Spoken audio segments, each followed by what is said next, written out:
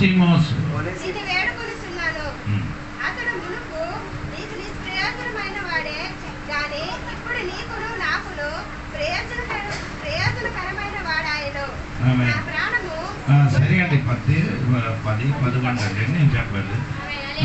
దేవునికి స్తోత్రం కలిగిన కాక. ఇంకా అది 1-2 వాక్యం కూడా చదువు. క్రీస్తు యేసు ఖైదీ అయిన పౌలును, సహోదరుడైన తిమోతియును, మా ప్రియుడును, జత పనివాడినైన ఫిలోమోనుకును, మన సహోదరుడైన స్తోత్రం. ఈ ఫిలోమోను అనే పుస్తకములో కొందరి పేరు రాయబడింది. ఆ పేరు నేను చెప్పడానికి సిద్ధపడలేదు. ముఖ్యంగా 2 పేరు మాత్రం ఇక్కడ మనం చదివారు. దాని నుండి కొన్ని మాట మీకు చెప్పి నేను ప్రార్థన చేయడానికి కోరుకున్నాం. దేవునికి స్తోత్రం. ఒనేసిమోస్ అని వ్యక్తి ఫిలోమోను గారి ఇంటిలో పని చేసిన ఒక కుర్రుడు. కొన్ని దినములు అక్కడ పని చేసి ఉండగా వారి ఇంటిలున్న విలువైన వస్తువులు తీసుకొని కొలోసియ ఎక్కడ అంటే ఫిలోమోను స్థలం కొలోసియ పట్టణము నుండి రోమా పట్టణములకి పారిపోయాడు.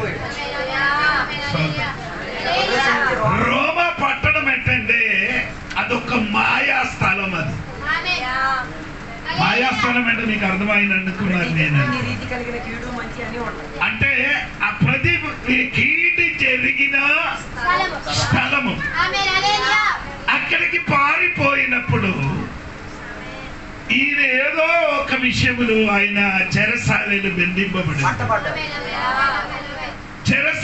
బంధింపబడినప్పుడు అదే చోటులో పౌలు గారు బంధింపబడి ఉంది.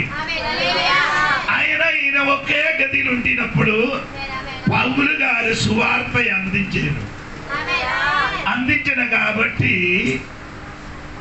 ఆయనకి సువార్త వలన కర్నేలు కదా. ఇప్పుడు మనము 10 వచనం చదివినప్పుడు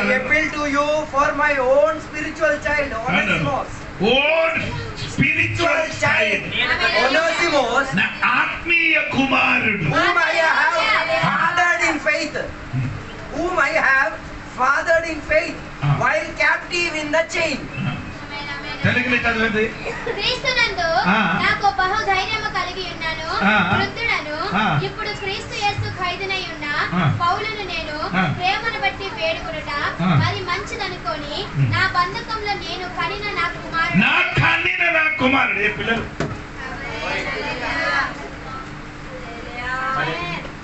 ఎంతో అందరూ డెమ్ముగా ఉందా వాక్యం వినడానికి? స్తోత్రం కలిగి హల్లెలూయా. నా కన్నిన నా కుమారుడు. ఈ కన్నిన కుమారునికి మరలా ఈ ఒనేసిమోస్కి ఫిలోమోను ఇంటికి పంపించారు. ఆ పంపించినప్పుడు ఫిలోమోను గారికి ఇవ్వడానికి ఇచ్చిన ఆ పత్రిక ఫిలోమోను గ్రంథం. ఇది నీకు అర్థమైంది అనుకున్నారు. నీ ఎప్పుడైనా ఫిలోమోను నుండి వాక్యం వినలేదని అనుకున్నారు. స్తోత్రం. ఈ పత్రిక పట్టుకొని ఒనేసిమోస్ ఎవరింటికి వస్తున్నారు? ఫిలోమోను ఇంటికి వచ్చిన ఆ చరిత్రమే ఇక్కడ రాయబడింది. ఇప్పుడు నేను చెప్పడానికి ఉన్న ఆ విషయం సబ్జెక్ట్ ఏమనగా బాగా విన్నాను. 1 ఒనేసిమోస్, 2 ఫిలోమోను. ఫిలోమోను అని పదానికి అర్థము ప్రేమించిన వాడు. ప్రేమించిన వాడు. స్తోత్రం. రెండవది ఒనేసిమోస్ అని పదానికి అర్థము కాదు, సహాయుడు కాదు. స్తోత్రం. ఆయన పేరుకి అర్థం ఏమంటే ప్రయోజన కలిగి ఉన్నవాడు. స్తోత్రం. అంటే ప్రయోజనం కలిగిన వాడు. స్తోత్రం చెప్పండి. ఇలాంటి వాడు 2-2 సంఘములు ఉందే సంఘం విడుదల కదా. ఎందుకు ఆలయాలు చెప్పిందని నాకు తెలియదు. ప్రేమించిన వాడు ప్రయోజనం కలిగిన వాడు సంఘం ఉంటే సంఘ దినములు అది మాత్రం మనకు తక్కువ ఉంది. నేను ఒక మాట మీకు అడుగుతున్నారు, మీరందరూ ప్రేమించుచున్నావా? నేను అడుగుతున్నాను, ఎవరు చెప్పలేదు. నేను చెప్తున్నారు మీకు ఎవరికి ప్రేమ లేదని. ప్రేమ లేదు, మీకు ప్రేమ లేదు, ఇష్టం ఉంది.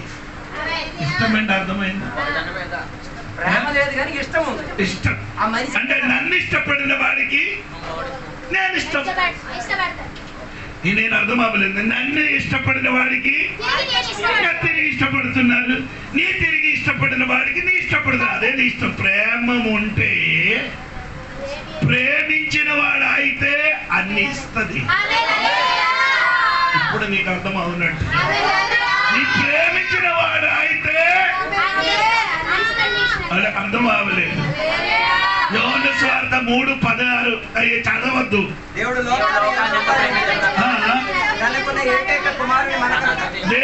తన ప్రేమించిన మనకు ప్రేమించిన కాబట్టి తన కుమారునికి మనకి ఇచ్చి ప్రేమించారు.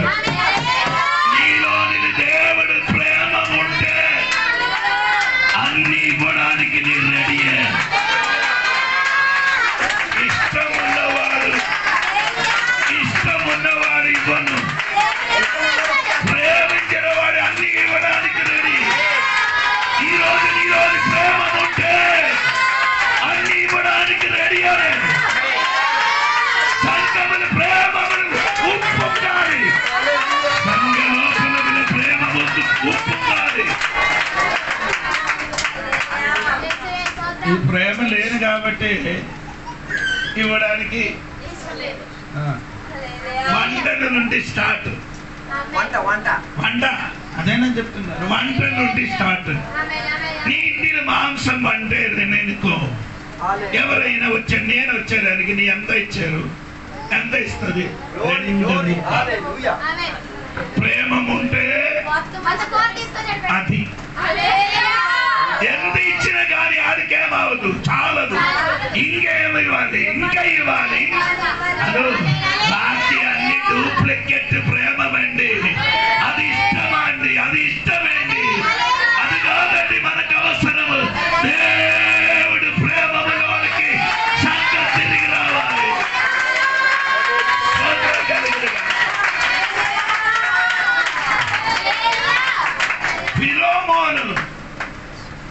ఫిలో అని రాయబడిన 3 మొదలు ఉంది. అది అక్కడికి నన్ను వెళ్ళలేదు, సమయం లేదు కాబట్టి. ఫిలో మోన్ అని పదానికి అర్థం ప్రేమించిన వాడు.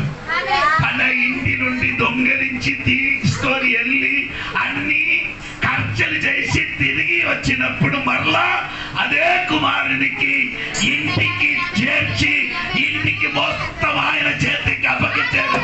ఆయన బట్టి దేవునికి స్తోత్రం. గట్టిగా దేవునికి స్తోత్రం. ఆయన మాత్రం కాదు, ఆయన భార్య కూడా.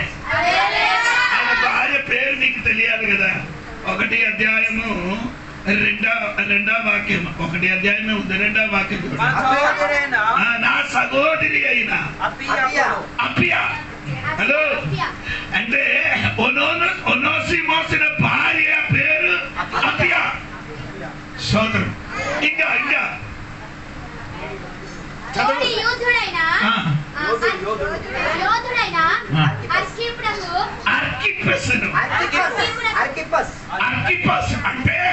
కొందరు చెప్పుతున్నారు ఇది గుట్టుకాట. ఎవరిది? ఫిలోమన్. కొందరు చెప్పుతున్నారు అంటే సంఘ కాపరి. అంటే సంఘ కాపరి అని చెప్పిన కొంతమంది సోదరు చెప్పండి. అంటే భార్య భర్త ఫిలోమోనుకు ప్రేమించారట.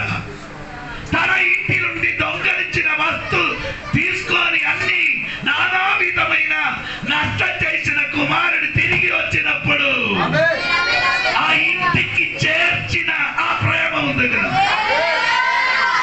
సోదర కలిగినగా ఇంకా ఆ కుమారుడికి అన్ని ఇవ్వడానికి కూడా ఫిలోమోను భార్య రెడీ అవుతున్నారు.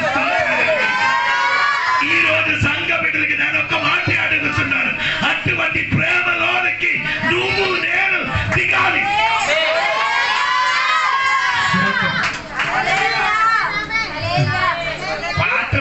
ఏముంది? పాడడానికి అందరికి సులువు, కానీ ప్రేమించడానికి చాలా కష్టం. ప్రేమిస్తే నష్టం కలుగుతుంది, ప్రేమిస్తే వేదన కలుగుతుంది, ప్రేమిస్తే నీకేమి లేని పరిస్థితి వస్తుంది, ప్రేమిస్తే నీ ఒంటరితనంలో ఉండి స్తోత్రం కలిగినగా. హల్లెలూయా. ఈ పగడిలో ఇంకెంతమందికి అర్థమవుతున్నారు?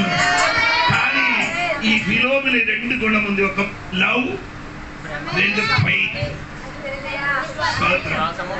ఒకటి ప్రేమ, విశ్వాసం కలిగి. అది ఇక్కడ రాయబడి ఉంది. దేవునికి స్తోత్రం కలిగి. అంటే నేను చెప్పబడిన వాక్యంలోనికి దిగుతున్నారు. స్తోత్రం. ఓనోసిమోస్ అనే పదానికి అర్థము ఆయన ముందుకు ఆయన మారు మనసు పొందిన మునుపే ఆయన ప్రయోజనం లేనివాడు. స్తోత్రం స్తోత్రం చెప్పాలి. మారు మనసు పొందిన మునుపే ఫిలోమోను ప్రయోజనం లేదు, పౌలు గారికి ప్రయోజనం లేదు, ఊరు వారికి ప్రయోజనం లేదు. మారు మనసు పొందిన తర్వాత పౌలు చెప్పుతూ ఆయన ప్రయోజనం ఉన్నవాడండి. ఈరోజు నేను దేవుని బిడ్డల కొరకు మాట అడుగుతున్నాను. దేవునికి స్తోత్రం కలిగినగా. ఒకటి ఓనోసిమోస్ దేవునికి ప్రయోజనం కలిగిన వాడు. హల్లెలూయా. ఈ రోజు దినములు నీ మారు మనసు పొందిన మునుపు ప్రయోజనం లేదు కలిగిన వాడైతే మారు మనసు పొందిన తర్వాత దేవునికి ప్రయోజనం కలిగిన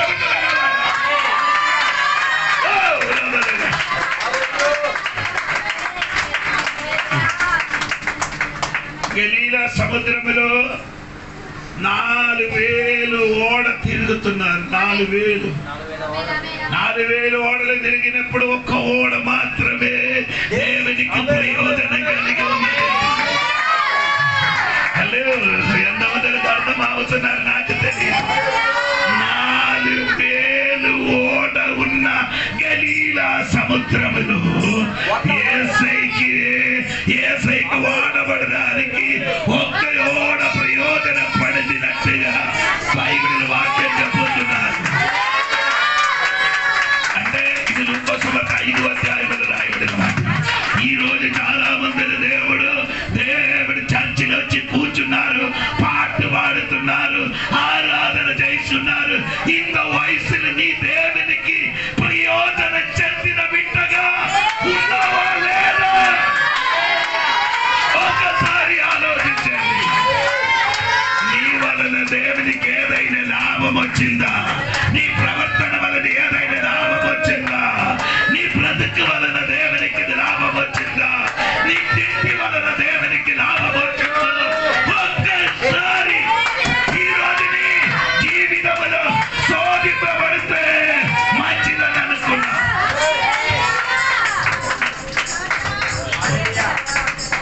బ్రతుకాలని ఆశ లేదయ్యా,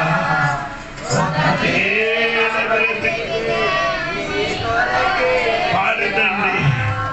స్తోత్రం. ఆ పాట రాసిన వ్యక్తి ఎటువంటి మనసుతో రాశారు? పాడిన మనిషికి ఆ స్తోత్రం దేవుని కొరకు ఒక ప్రయోజనం కలిగి ఉంటానని ఆశ కలిగిన ఎంతమంది చర్చలో నా జీవితం ప్రయోజనం లేని జీవితం, నాకు మారు మనసు ఇచ్చారు, నాకు రక్షణ ఇచ్చారు, నాకు బాప్తిస్మం ఇచ్చారు, పరిశుద్ధాత్మ కుమరించారు, ఆయుష్ పొడిగించారు. ఇంకా నా దేవుని కొరకు ప్రయోజనం కలిగిన బిడ్డగా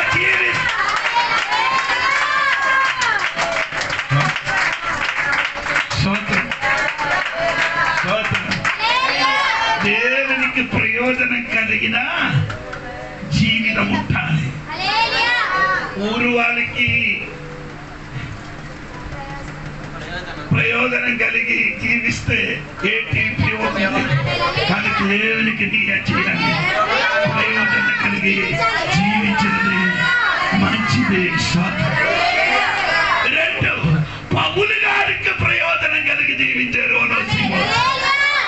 చెరసాలలో ఉండినప్పుడు పౌలు గారి సంగిల తన చేతులు కట్టారు. కట్టడం మాత్రం కాదు, ఆయన ఏం చేయాలి, చల్లారించారు. అవునండి.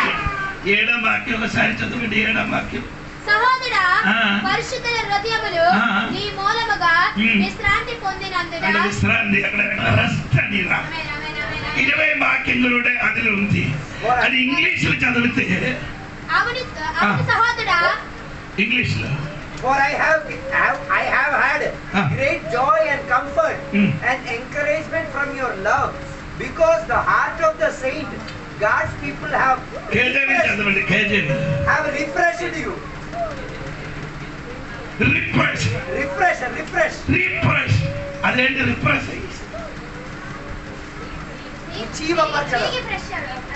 తిరిగి ఫ్రెష్ అవ్వడం కాదండి, ఉజ్జీవపరచడం. స్తోత్రం కలుగును.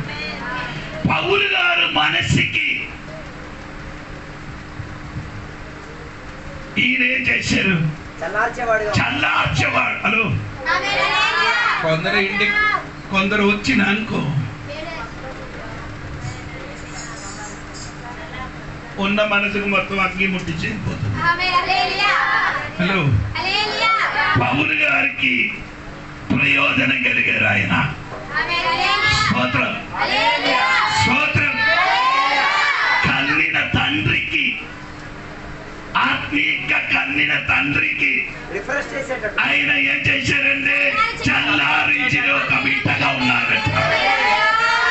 స్తోత్రం కలిగిన పౌలుకి ప్రయోజనకరంగా జీవించారట.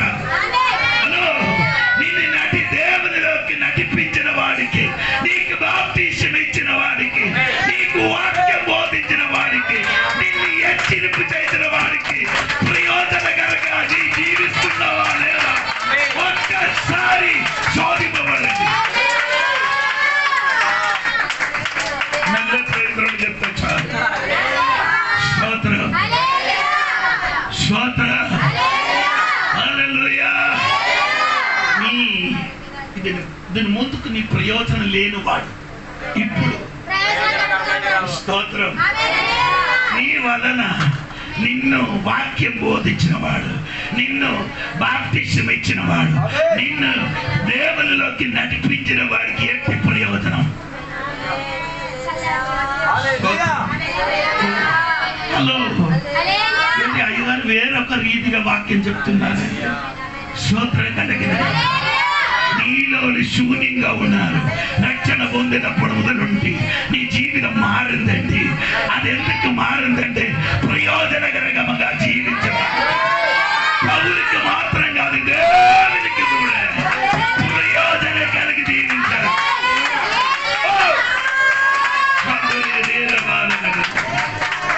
దేవునికి స్తోత్రం.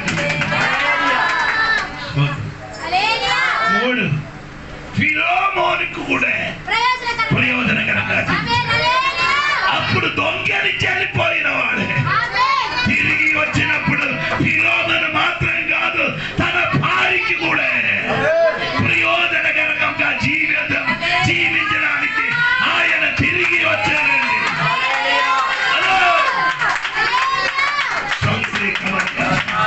హలో, రాయగడ సంఘ బిడ్డలారా, ఒనేసిమోసు తిరిగి వచ్చినప్పుడు ఫిలోమోనుకి అది ప్రయోజనకరంగా మారింది, పౌలుకి ప్రయోజనకరంగా మారింది, దేవునికి ప్రయోజనకరంగా మారింది. ఈ రోజు నీ జీవితం కూడా ప్రయోజనకరంగా మారడానికి నీ దేవుడి సన్నిధిలో ఒక్కసారి నిన్ను తన తాను అప్పగించండి. స్తోత్రం, స్తోత్రం. 4, 1 అధ్యాయము 1 వచనం చూడండి. క్రీస్తు యేసు ఖైదీ అయిన పౌలును, సహోదరుడైన తిమోతియును, మా ప్రియుడును జత పనివాడైన ఫిలోమోనుకును మన సహోదరైన అఫ్యకును తోడి యూదుడైన అర్ఖీపునకు నీ ఇంట ఉన్న సంఘమునకు నీ ఇంటిలున్న సంఘమునికి ప్రయోజనకరంగా జీవించాలి. ఈ ఒనోసిమోస్ ఇంటికి వచ్చిన మాత్రం కాదు, సంఘ బిడ్డలకు కూడా సంఘమునికి నీ వలన ఏంటి ప్రయోజనం? ఆదివారం మాత్రం వచ్చి కూర్చుని తప్ప తర్వాత మళ్ళీ ఏదైనా పండగలు రావాలి. నీకేంటి ప్రయోజనం? అదో ప్రయోజనం తగ్గిపోయింది. సంఘమునికి ఏంటి ప్రయోజనం? నీ వలన సంఘానికి ఏం చేయాలి? సంఘం ఎక్లీసియా రెండు వాక్యం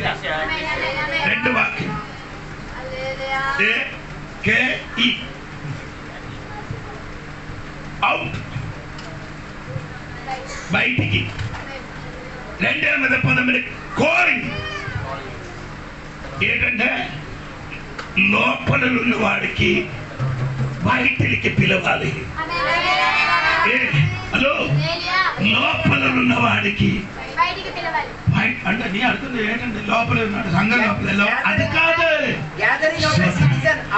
అంటే నీ చెప్పినది ఏమంటే సాతాను గుంపులు ఉన్నవాడికి, సాతాను తోడుగా ఉన్నవాడికి, సాతాను బంధనం ఉన్నవాడికి లోపల నుండి బయటికి పిలువబడిన వాడే సంఘం.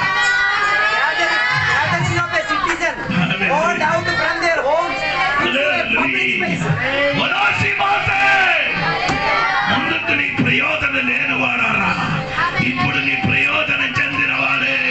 నీ వలన దేవుని సంఘానికి ఏదైనా లాభం రావాలరా, ప్రయోజనం రావాలరా, అదే దేవుని కోసం.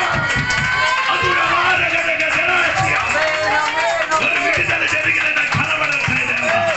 ఓ దేవుని కొరకు ప్రయోజన పడిన బిడ్డలుగా కొందరు మారినది ఈ రోజున కనబడినదేమో. అది నీ కనబడాలి, నీ ఆత్మ సంచారం జరగాలి. దేవునికి ప్రయోజనగా మారిన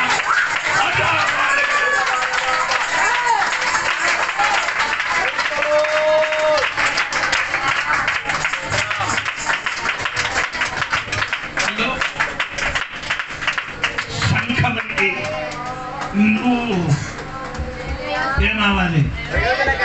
సంఘములకి నీ వలన కీడు జరగకుండా, ఏంటంటే అపకీర్తి రాకుండా. అది కదా కరెక్ట్. అపకీర్తి, ఎస్. తెలుగులో ఎలా చెప్తున్నారు? నాకు తెలుగు సరిగా తెలియదు. అది మీకు అందరికీ తెలుసు. అపకీర్తి జరగకుండా నీ మాట వలన, నీ ప్రవర్తన వలన, నీ చూపు వలన, నీ నడకడ వలన సంఘానికి అపకీర్తి రాకుండా ప్రయోజనకరంగా నాకు తెలిసింది. రాత్రి దేవుడు నాతో మాట్లాడిన దేవుడు ఈ రోజు ఇప్పుడు ఎంత జరగబడాలి. కొందరికి ప్రయోజనకరంగా మార్చడానికి, కొందరికి అనవసరంగా మార్చడానికి దేవుడు ఈ రోజు మన మధ్యలో సంచరిస్తుంది.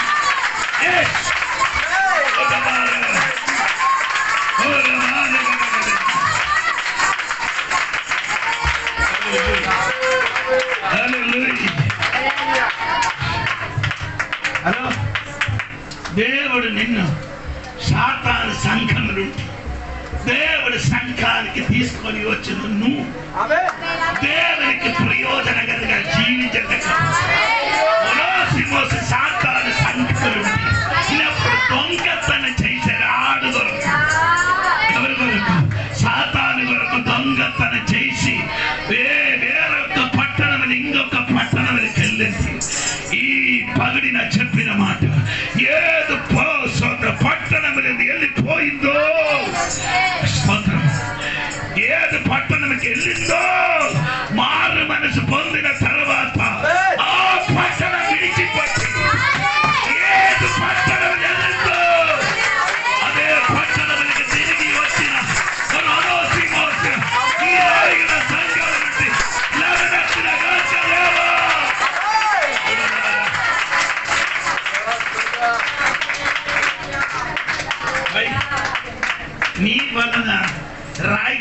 సంఘానికి ఏంటి ప్రయోజనం? అడగచ్చా?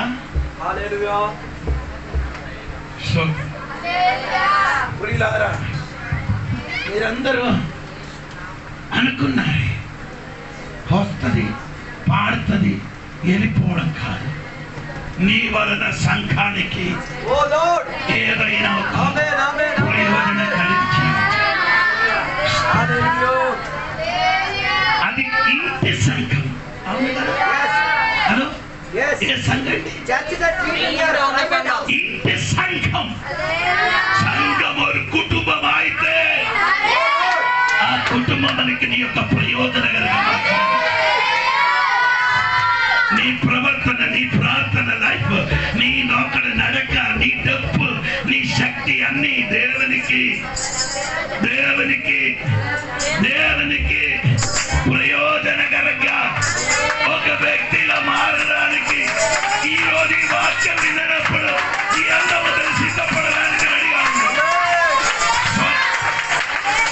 స్తోత్రం కలుగును. హలో,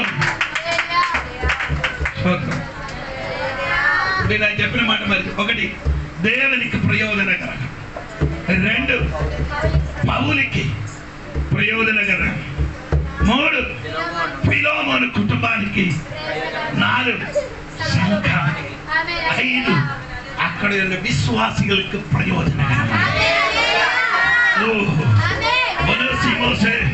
అక్కడ ఉన్న విశ్వాసులకి పనికి ప్రయోజనం కదా. ఏంటి ప్రయోజనం? నీ వల్ల విశ్వాసులకి ఏదైనా ప్రయోజనం ఉంది? నీ వెళ్ళి రెండు ముక్క ఆడికి హృదయము కలిపి వెళ్ళిపోవడం తప్ప నీ వలన ఆ కుటుంబానికి, ఆ వ్యక్తికి ఒక ప్రయోజనంగా మారాలి. అదే దేవుడు కోరుకున్నాడు. స్తోత్రం. ఈ బయటికి వెళ్ళినది కాదండి ఆత్మీయం, అది లోపలుంటి బయట. విశ్వాసి ఇంకొక విశ్వాసికి కలిగినప్పుడు ఏదో ప్రయోజనం రావాలి, ప్రయోజనం కలిగిన మాట రావాలి. నేనేంటి మాట్లాడుతాను? ఇద్దరిద్దరు కలిసినప్పుడు స్వర్గం వింటుంటాం.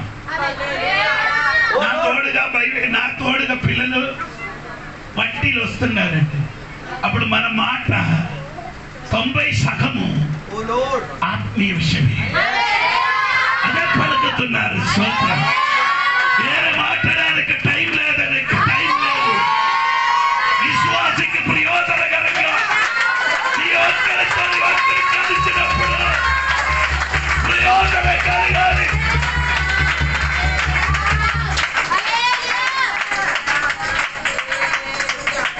మరియా ఎలిజబెత్కి 6 నెలల వరకు ఎలిజబెత్ ఇంటిలుంటి బయటికి రాకుండా లోపలి నుండి ఉండేవారు. కానీ మరియా వచ్చినప్పుడు స్థితిగతి ఒక్క విశ్వాసితో కలిసినప్పుడు అంతవరకు దాచిపెట్టినది బయటికి వచ్చింది. ఆ ఇంటిలో ఒక ఆరాధన జరిగింది, ఆ ఇంటిలో ఒక ప్రవచన జరిగింది, ఆ ఇంటిలో ఒక అద్భుతం జరిగింది.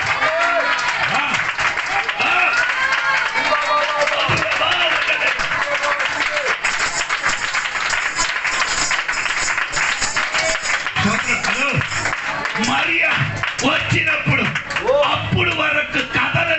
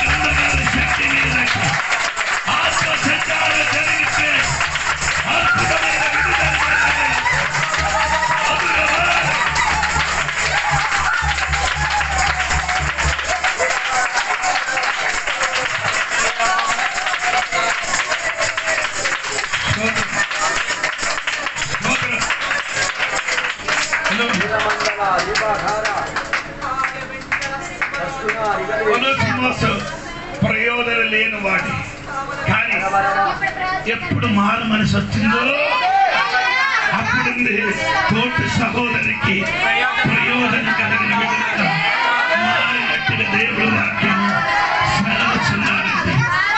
ఈరోజు దేవుడు సంగమా మనం కూడా అనగా ప్రయోజన కలిగిన బిడ్డలు మారాలి.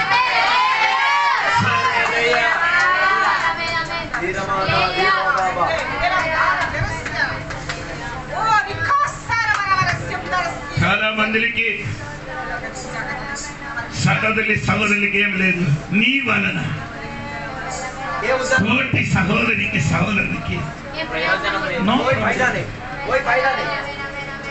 పిలిస్తే ఇంటికి రాడు. అదే వ్యక్తి బయటలున్నవాడు పిలిచిననుకో అన్నం తినకుండా పారిపోతాడు. నీ ఏట్రా దేవునికి ఏంటి ప్రయోజనం, సహోదరునికి ఏంటి ప్రయోజనం? స్తోత్రం స్తోత్రం చెప్పండి. నేను రాత్రి చెప్పుకొని వచ్చేదండి. స్తోత్రం కలిగినగా సొంత సంఘానికి విశ్వాసాలకి నీ వలన ఏం లేదు, ప్రయోజనం లేదు. నీ వలన వేరే సంఘానికి ప్రయోజనం ఉంది, వేరే పాస్టర్కి ప్రయోజనం ఉంది. స్తోత్రం. నీ కుటుంబమైన సంఘానికి నీ వలన ఏది ప్రయోజనం లేదు. ఈరోజు నీ మనసాక్షి ఉంటే నీ చెప్పు, నిన్ను నోనోసిమస్సుగా మార్చరా దేవా. అటువంటి మనసు నాకు కలగమని ఆత్మ నిన్ను తాకుతుంది చెప్పు.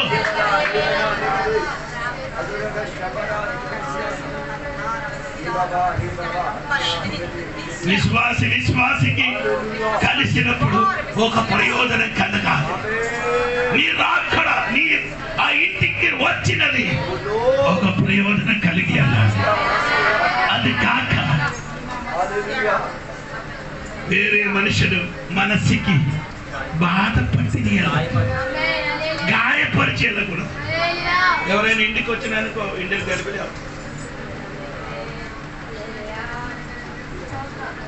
చిన్న అగ్ని ముట్టించాడు వెళ్ళిపోతుంది. సో ఇది అల్లెల్లి చెప్పండి. అటువంటి శక్తి యేసు నామములో బంధించి మంచి స్తోత్రం కలిగినగా.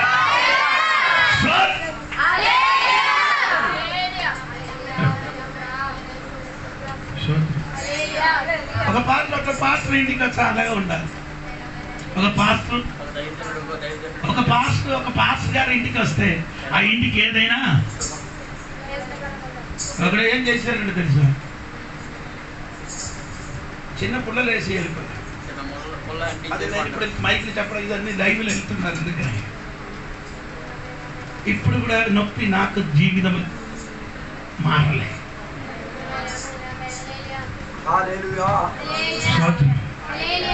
ఇదన్నీ దాచిపట్టి మరిచిపోయి దేవుడికి స్తుతిస్తున్నాం.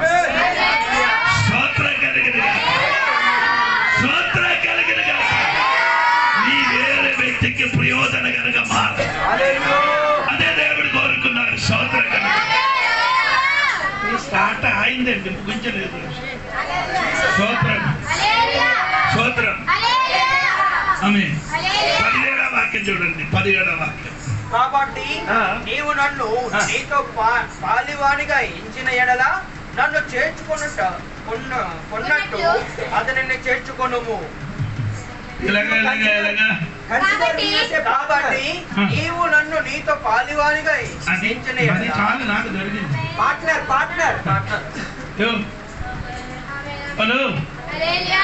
మ్యారేజ్ గురించి కాదు చెప్పినది.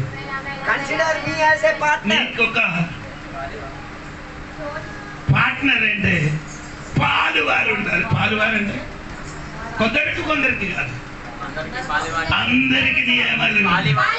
పాలివారు అంటే కాలువారు కాలు తీయడం కాదు, తోటి పనివాడిగా partaker, companion, ఇంగ్లీష్ లో చదవాలి కదా. companion, కంపానీ companion, స్తోత్రం. partaker, ఏంటండి? comrade, companion, పాలువారు partaker, స్తోత్రం. partnership. ఏంటండి? అదన్నీ చెప్పడానికి నాకు ఇష్టం. స్తోత్రం.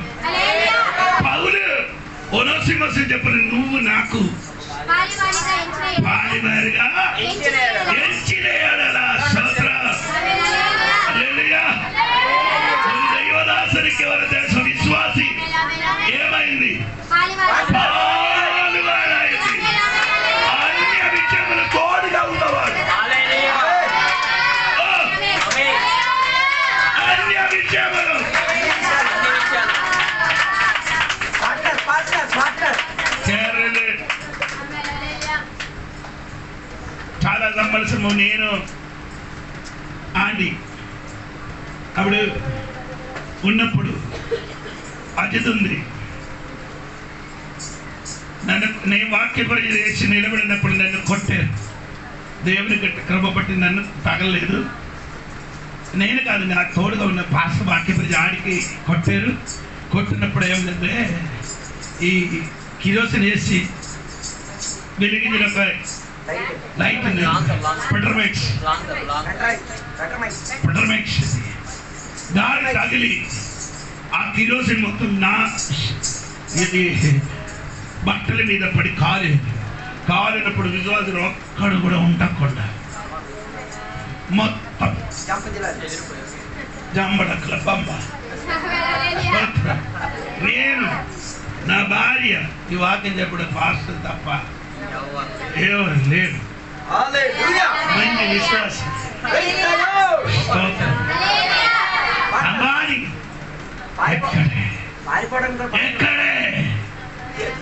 ఎక్కడే కంబానియన్ తోడుగా ఎక్కడే సంఘ కాపారికి సంఘం ఒక సపోర్ట్ కలవాడు. అలాగే చెప్తే రావద్దు. స్తోత్రం. సమయం పోతున్నారు. ఇన్ని యాదలు సరే. మొదటి వచనం చూడండి. క్రీస్తు యేసు ఖైదీ అయిన పౌలును, సహోదరుడైన తిమోతిను, మా ప్రియుడను, జతపడివాడైన ఫిలోమోనుకును, మన సహోదరి అయిన అప్యకును, తోడి యూదుడైన క్రీస్తు యేసు ఖైదీ అయిన పౌలును, సహోదరుడైన తిమోతియు, మా ప్రియుడును, జతపని వాడునైన ఫిలోమోనుకును,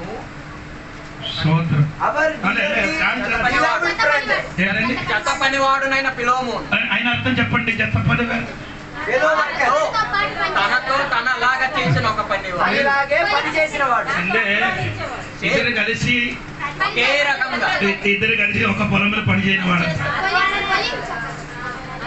జోడి పాస్టర్ రాయగడ సంఘ బిడ్డలు ఒకే పొలంలో ఏం చేయాలి?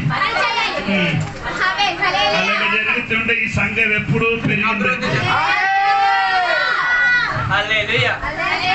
శరీరం ఇక్కడే, బాడీ ఎక్కడ, మైండ్ ఎక్కడ, బాడీ పేరు రాయగడ సంఘం. ఊరు ఊరు ఊరు ఊరు ఊరు ఊరు అంటే ప్రేమ, సహాయం చేసేది, ఉద్ధరించేది, ఆదరించేది ఇంకెక్కడో.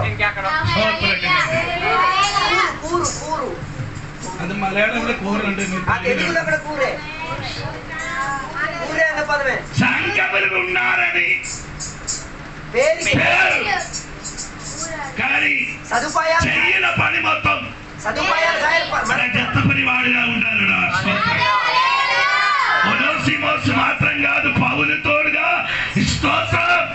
ఇంకొక ఫిలోమోను, అర్కిపాసు అబ్బాయి ఒక్కరందరూ ఒక్క పొలంలో పని చేయాల బిడ్డలుగా. స్తోత్రం కలిగిన స్తోత్రం కలిగిన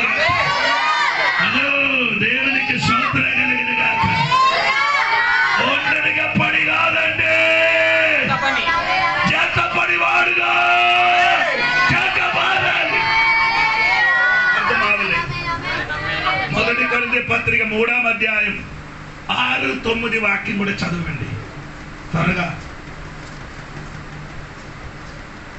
త్వరగా. నేను నాటితిని, అప్పట్లో నీరు పోసెను, నేను నాటేరు అప్పట్లో నీరు పోసెను, మంచి పోస ఉన్న ఉషా. I planted.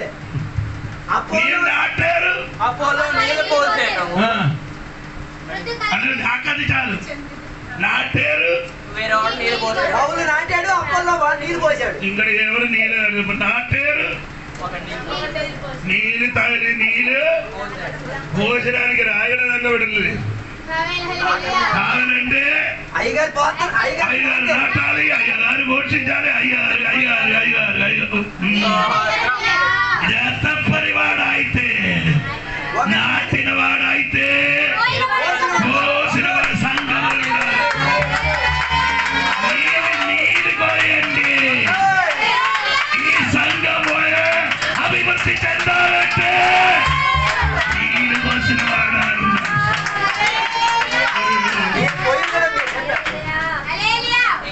తొమ్మిది వాక్యం కూడా చదవమ్మా. మేము దేవుని జత పనివారమై ఉన్నాము. మీరు దేవుని వ్యవసాయమును, దేవుని గృహమును ఉన్నారు. ఉంటామ్మా. నేను దేవుని చెత్తపరిచిన వాడు, నువ్వు దేవుని వ్యవసాయం.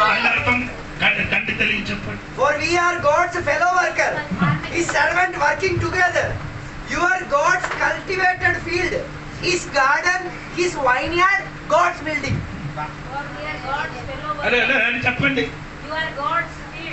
నాకు అర్థమైంది, తెలుగు నాకు కావాలి. నీవు దేవుని వ్యవసాయం అంటే సహదాసుడు, వ్యవసాయకుడు. పంటడానికి ఎవరు లేదు, పంట కొయ్యడానికి ఇది రెండు కూడా ఉండే, రెండు వ్యక్తి కూడా ఉంటే పండే అవుతుంది. అదే రాలేదు, అదే రాయలేదు కదా. ఎంత పరిచిన వాడు బయటికి రా, పంట పడి చేయడానికి వ్యవసాయిగా ఉంటే బయటికి రాయే.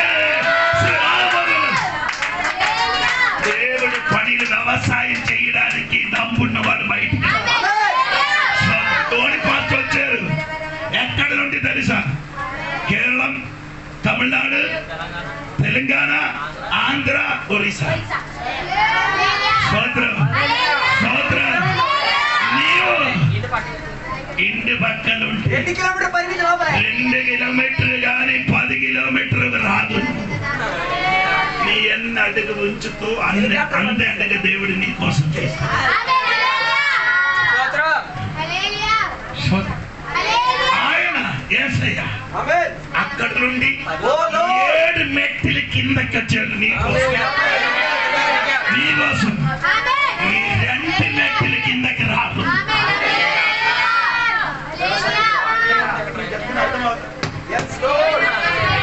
నారాయణమ్మ బాగా వినండి, గురువుకూడదు. స్తోత్రం స్తోత్రం. జతపరిచిన వాడు ఫిలిప్పీ గ్రంథం 2వ అధ్యాయం 25వ వాక్యం, 19 వాక్యం చూడమ్మా. 19 వాక్యం చూడండి. Sorry 25 sorry. మరియు నా సహోదరుడును, జత పనివాడును, నా తోడి యోధుడను, నా తోడి యోధుడు. అది కరెక్ట్, నీ తెలుగులో చదవలే కరెక్ట్ రాదు. యోధుడు యోధుడు యోధ యోధుడు యోధుడు యోధుడు అంటే Epaphroditus, my brother, companion, fellow soldier, fellow soldier. అదే తోటి సైనికుడు. Hello praise the lord. Paul ఒక సైనికుడు అయితే నీ కూడా ఎక్కడ సైనికుడు ఎక్కడ ఉంది ఇప్పుడు? సైనికుడు ఎవరు యుద్ధం చేయలేదు. యుద్ధం చెయ్యాలంటే అక్కడ చెయ్యాలి. స్తోత్రం స్తోత్రం స్తోత్రం. ఎప్పప్రాతోస్ సైనికుడే. ఆయనకి జ్వరం వచ్చింది, రోగం వచ్చినప్పుడు కూడా యుద్ధం ఆపలే.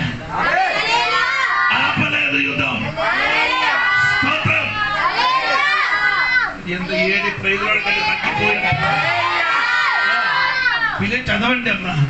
2 తిమోథెయుసు పత్రిక 2వ అధ్యాయం 1-2 వాక్యం త్వరగా. స్తోత్రం. దేవుని నుండి మన ప్రభువైన యేసుక్రీస్తు నుండి కృపయు కనికరమును సమాధానమును మీకు కలుగును గాక. నా ప్రార్థన యందు 2 తిమోథెయుసు 2వ అధ్యాయం 1వ వచనం. క్రీస్తు యేసునందున్న కృప చేత బలవంతుడు కమ్ము. నీవు అనేక సాక్షుల ఎదుట నా వలన వినిన సంగతులు ఇతరులకు బోధించుటకు నమ్మకమైన మనుషులకు అప్పగింపుము. క్రీస్తు యేసు యొక్క మంచి సైనికులవలి నాతో కూడా శ్రమలు అనుభవించుము. సేవకుడు ఎవడును యుద్ధములకు పోవునప్పుడు తను దండలో చేర్చుకున్నవాడని సంతోష పెట్టవలనని ఈ జీవన వ్యాపారములో చిక్కుకొనుడు. సైనికుడు యుద్ధములకు పోవునప్పుడు దండలో చేర్చుకున్న వానిని సంతోష పెట్టవలనని ఈ జీవన వ్యాపారములో చిక్కుకొనుడు. ఆయన అర్థం ఏంటండి? అంటే సైనికుడు అది కాదు, జీవన అదండి వ్యాపారం. Ordinary business entangled in the ordinary కుటుంబ విషయములు, నీ పిల్లల విషయములు, నీ ఏ తింటారు, నీ పరిస్థితి ఏదని అనుకొని దాని చిక్కు పడిపోకుండా ఫైటింగ్ చేయాలి. సైనికుడు ఫైటింగ్ చేయాలి.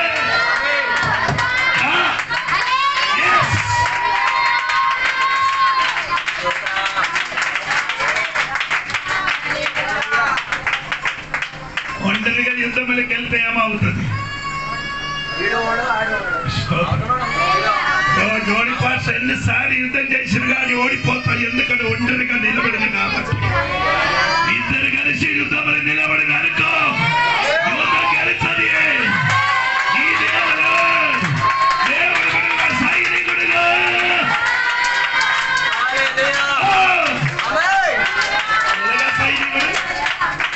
ఎలాగా సైనికుడు affairs of a civilian life. ఎలాగా fellow worker, fellow సైనికుడా, fellow soldier, పనివాడు సోదరం చెప్పండి. 2 వాక్యం చెప్పినామడు. ఇంకా ఉందండి 2 వాక్యం 10:30 అయింది. నాకు భయం వచ్చింది. సోదరం అమ్మా. కొలొస్సీ 4:10 తర్వాత అపోస్తలుల గారు 19:29 2 వాక్యం చదువుతారు.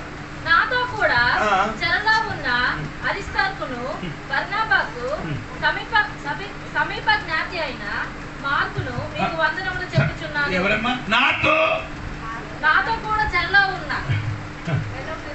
అరిస్తార్కు. ఇంగ్లీష్ లో కరెక్ట్. fellow prisoner అంటే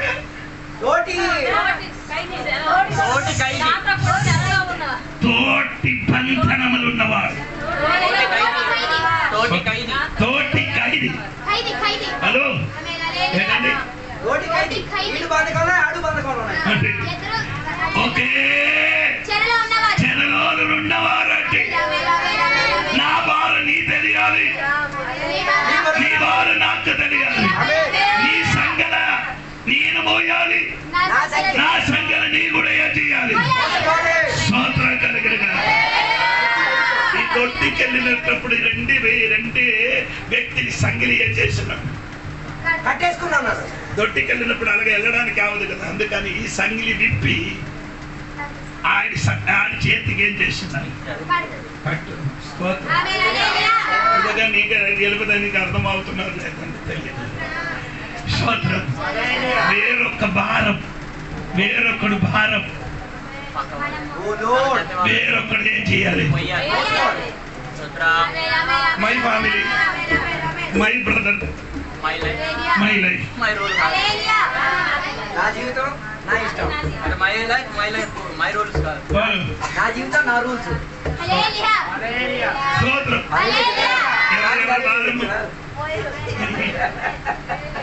అది కాదు ఈ క్రైస్తవ జీవితం. స్తోత్రం.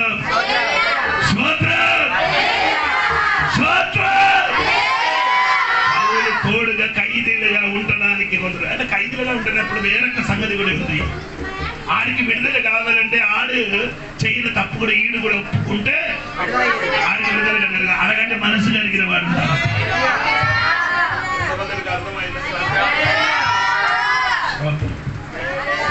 చివరి మాట అపోస్తలుల 19:20-9. పట్టణము బహు గలిబిలిగా ఉండెను మరియు నా వారు పౌలుతో ప్రయాణమై వచ్చిన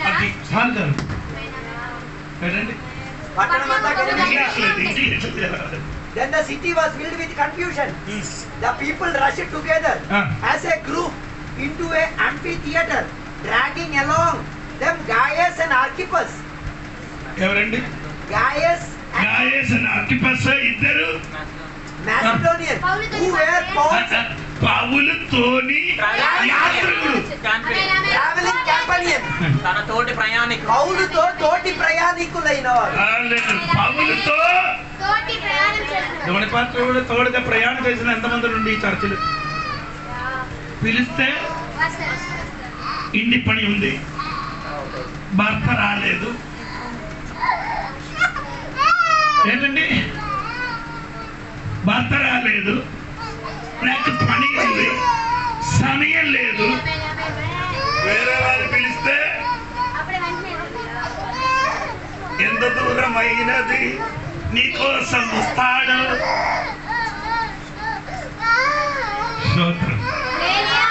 పౌలు యాత్ర చేయనప్పుడు ఒంటరిగా కాదు, పౌలుతో యాత్ర చేయడానికి తోటి ప్రయాణికులు ఉన్నాం. స్తోత్రం. చెప్పిన అర్థం అవుతుంది. ఒకరు 3 నెలల వరకు దయ్యములకు వెళ్ళగొట్టడం నా పని. ఆ వెళ్ళగొట్టిన సమయంలో ఒక దినములు ఒక్క దయ్యమునికి వెళ్ళగొట్టడానికి ఎర్ర సముద్ర వలసిన బైకులు ప్రయాణం చేయి ఉండి ఉండగా ఆ రోజు నేను ఆంటీ ఇద్దరు కలిసి వెళ్ళడానికి మన సిద్ధరాలు కలిగి ఉండినప్పుడు పుల్వాడి నుంచి 2 పాత్రలు వస్తున్నారని ఫోన్ చేశారు. దాన్ని బట్టి నేను భార్యకి చెప్పరమ్మా నీ ఇంటి నుండి వారికి వంట చెయ్యమని చెప్పాను. నేను ఇక్కడ నుంచి కూనీరు దాటి ఒక 300 మీటర్ దూరం ప్రయాణం చేసినప్పుడు బండిలు కూర్చిన కాలు ఇరిగింది. కాలు ఇరిగినప్పుడు బండి నుంచి దిగడానికి నా కాలు కింద అడుగు పెట్టడానికి కావలేదు. ఎమక్కలు ఇరిగిందని తెలిసినప్పుడు నా బండిని కూర్చుని బండి ఆపారు. ఆపినప్పుడు ముగ్గురు వచ్చినప్పుడు నేను చెప్పిన తమ్ముడు నా కాలు ఇరిగింది, ఆడి నొప్పారు. బండి పడిపోగలేదు, బండి గుర్తులేదు, నీ కాలు ఎలాగా ఇరిగింది? తమ్ముడు కాలు ఇరిగిందరా, నీ నన్ను హెల్ప్ చేయాలి. ఆడిద్దరు ఏం చేశారంటే ఒకడు బండి పట్టుకున్నారు, ఇంకా ఇద్దరు అన్యలే నన్ను కింద కూర్చోబెట్టి కాలు ఇరిగింది కాబట్టి ఇలాగ బ్యాగ్ ఉంది, బ్యాగ్ కింద పెట్టిన కాలు తాని మీద పెట్టి చెట్టు మీద ఆదుకున్న పైనుండి సీమల కిందకి దిగుతున్నారు. అది కట్టితే ముట్టితే భయంకర నొప్పి, ఏంటి చెయ్యిల ఉంచి సైడ్కి వెళ్ళిపోమని యేసునామం చెప్పింది. ఆ మాట విని ఆ సైడ్కి వెళ్ళింది. 2 గంటలు నేను అడ్డ త్రోగులు కూర్చోలేదు. స్తోత్రం. హెల్ప్ కోసం ఒక్కడు కూడా లేదంటే ఫోన్ చేశారు అంటే నా ఫోన్ అక్కడ పని చేయలేదు, బిఎస్ఎన్ఎల్ అక్కడ పని చేయలేదు, ఎంతైనా పని చేస్తున్నారు. అప్పుడు నేను చెప్పాను తమ్ముడు ఒక ఫోన్ చేయాలి, ఆయన మొబైల్ 4 రూపాయలు ఉంది. నేను చెప్పాను నైనా నీకు 10 నేను ఇస్తాను ఫోన్ చేయమని. నంబర్ నేను ఇచ్చారు, అన్నిలకి ఫోన్ చేశారు.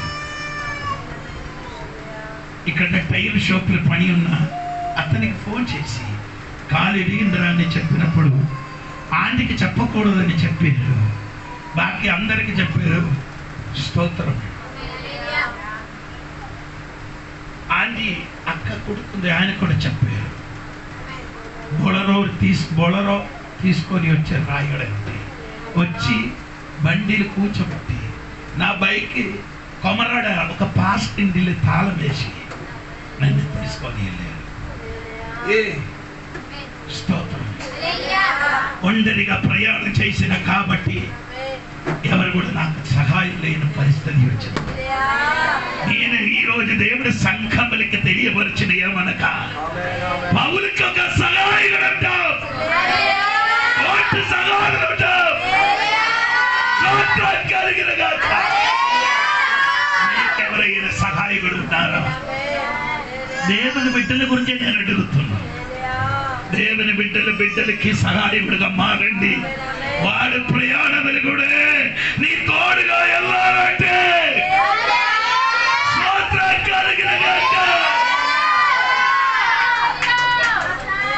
నాన్న మాట ముగిసు.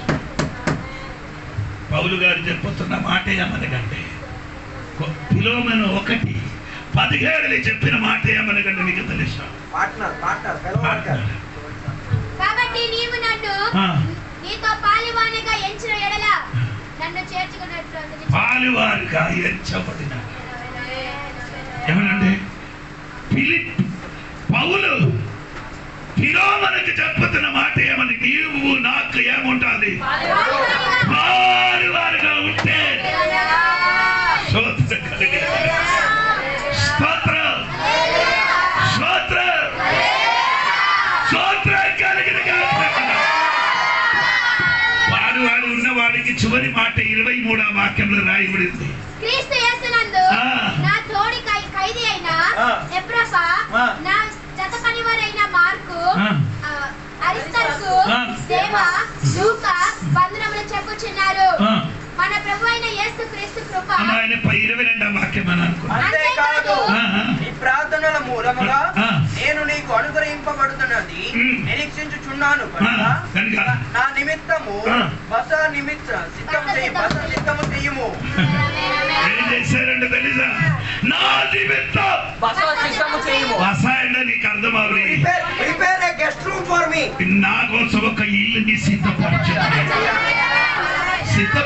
కానీ ఆయన ఇంటికి రాయలేకపోయింది. చివరి మాట రోమిలు తన తల మొక్కలుగా కోయబడింది, నరకబడిందిరా సహోదరా. మన శాంతి ఎందుకు పరిశుద్ధులు దేవుడిలాగా చెప్పుతున్నారు నాకు తెలియదండి. ఈరోజు కూడా సొంత బిడ్డలకి చెప్పిన చలదని సిద్ధపరచడానికి రెడీ అవ్వాలి. కొందరి కోసం సిద్ధపరచడానికి ఈ జీవితం సమర్పించండి.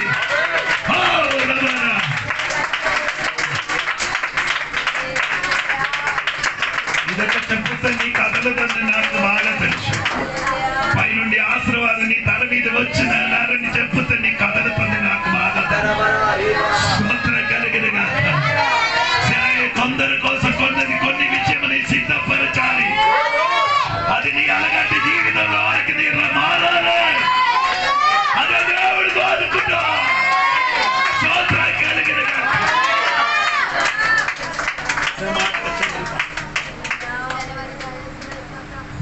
కడవరి దినములు వచ్చిన దేవుడి సంఘమా స్తోత్రం. కొందరికి మనం ఏం చేయాలి? తోటి ప్రయాణకుడుగా మారాలి. తోటి చెత్తపరచనగా మారాలి. తోటి పనివాడిగా మారాలి. తోటి ఫైటింగ్ చేయని బిడ్డలుగా మారాలి.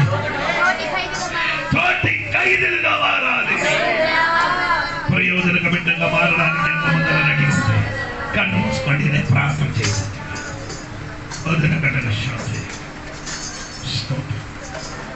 ఒక మినిట్ నీకు సమయం ఇస్తున్నా. ఒనోసిమోస్ రక్షణ పొందిన మునుపు ఎవరికి ప్రయోజనం లేని ఒక బిడ్డ. హలో, నువ్వు వేరొక వ్యక్తికి ప్రయోజనకరంగా మారాలి. 1 దేవునికి, 2 పౌలుకి, 3 ఫిలోమెనుకి, 4 సంఘానికి, 5 విశ్వాసికి ప్రయోజనకరంగా మారన్నట్టుగా ఈ పనులను సమర్పించండి. నీకు ఒక సమయం నేను ఇస్తున్నాను. 1 మినిట్. పరిశుద్ధమైన తండ్రి, వాక్యం చెప్పారయ్యా.